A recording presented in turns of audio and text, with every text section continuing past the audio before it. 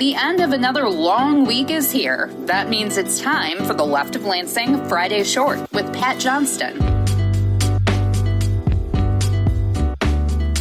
Here's the Friday Short for July 3rd of 2026. On this week's edition of Michigan's premier progressive podcast, Progressive Democratic State Representative Betsy Coffia joined the show, and we talked about the massive power and influence corporate lobbyists have in Lansing. Look, we had huge utility outages. We have some of the worst service in the whole Midwest with some of the highest prices. And DTE has so much power that we weren't allowed to advance any of the utility accountability legislation that is wildly popular in the real world, even as the Democratic trifecta came in and had outage after outage in the dead of winter. That's got to tell you something.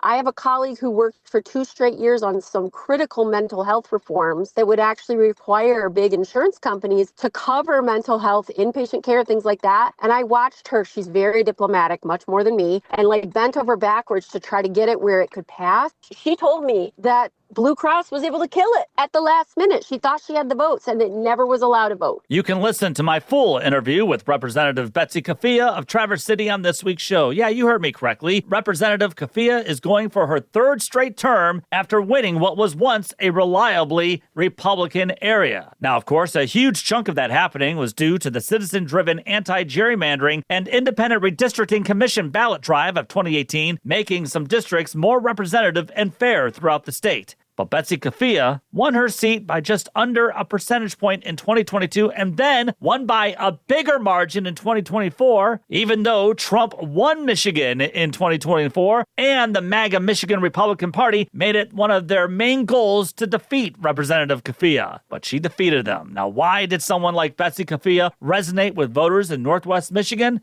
And you're probably thinking she had to, moderate her stances like voting against unions or public schools or sell out marginalized Americans like immigrants or the LGBTQ plus community. Nope. Representative Coffia won and keeps winning because of her day in and day out mission to battle the revolving door of corporate and government corruption in Lansing. You see, she's actually in the mainstream wanting to fight that corruption. The extreme position is fighting to keep it.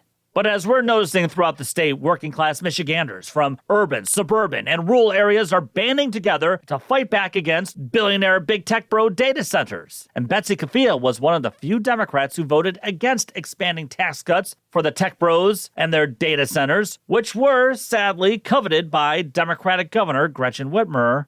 Representative Coffia has also introduced government transparency bills to help make it easier for we Michiganders to see what exactly is happening within the executive and legislative branches in our state government. But guess what? Those bills haven't passed in Lansing, as Michigan remains one of the least transparent states in the union. Now, thankfully, we, the voters and taxpayers, might have our own chance at least reining in some of the lobbying done by utility monopolies like DTE and Consumers Energy or healthcare industry magnates like Blue Cross and Blue Shield. The Mop Up Michigan initiative collected over 500,000 signatures from across the state and will probably get on the ballot. DTE and other corporate behemoths in Michigan will try to block that initiative from reaching the ballot, which will just demonstrate once again to voters how much these corporations despise democracy and how much they despise us, the working class.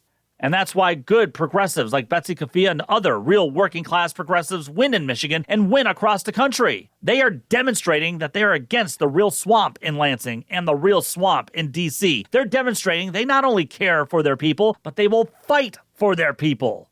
That's why progressives are winning and why progressive populist policies are popular with the people. Mind-numbingly, the corporate Democratic Party establishment still ain't getting that message.